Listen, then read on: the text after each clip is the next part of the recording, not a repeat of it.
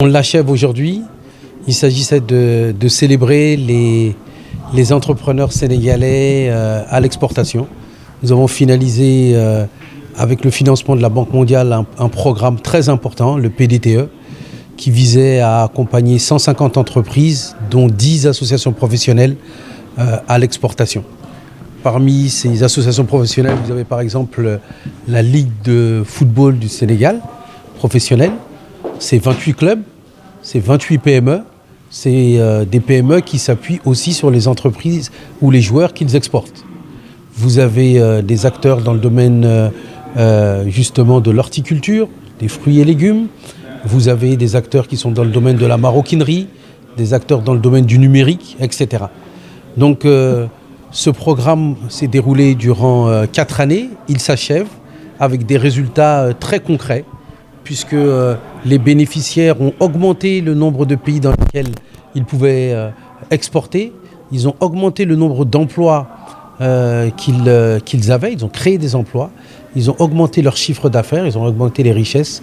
Et donc, ils ont augmenté leur volume d'exportation.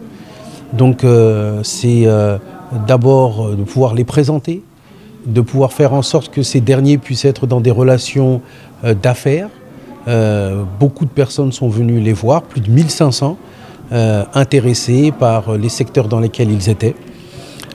C'est pouvoir aussi discuter des meilleures manières de pouvoir accompagner beaucoup plus d'entreprises sénégalaises à l'exportation.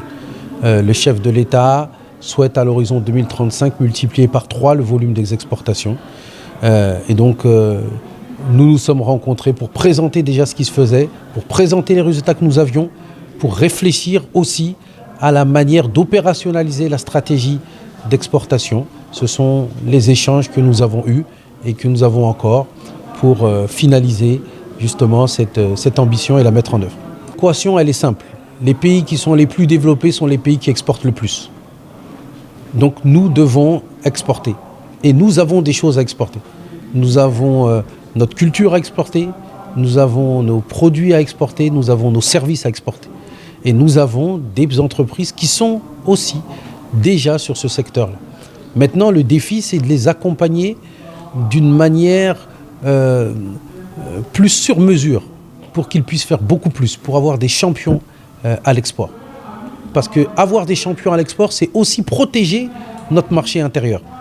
Si vous n'avez pas des acteurs suffisamment solides pour pouvoir produire, transformer et exporter, vous êtes aussi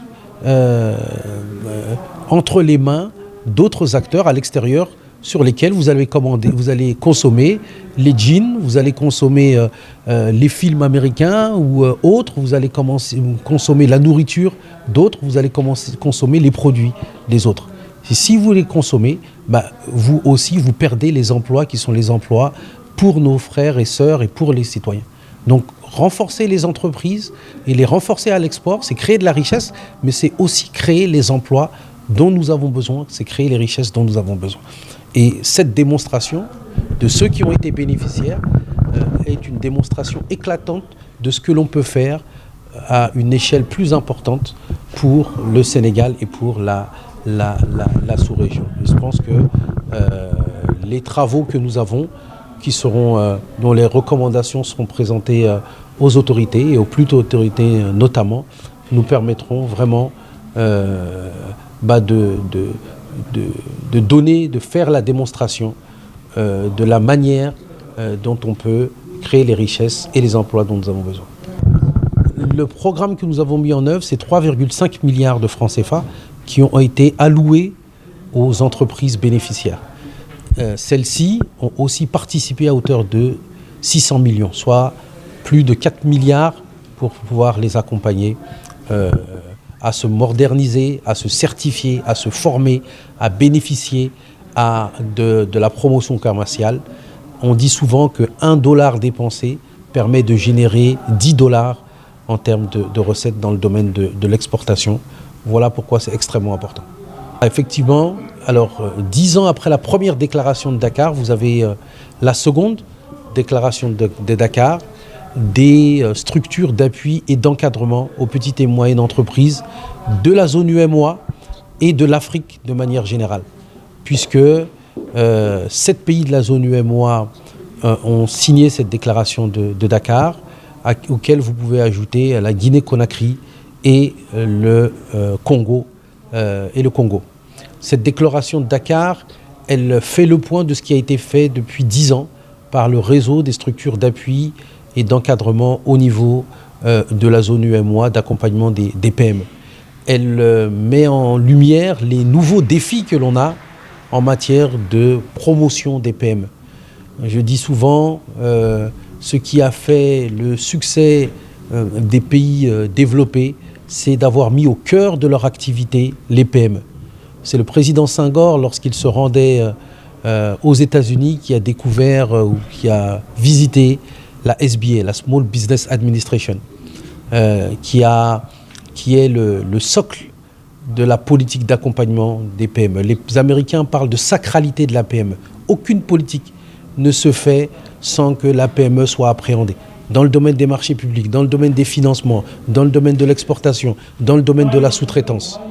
L'État du Sénégal, depuis 10 ans, a fait d'énormes progrès pour avoir l'ensemble des outils pour avoir un Small Business Act sénégalais et est considéré par les pays avoisinants et d'Afrique comme un pays modèle.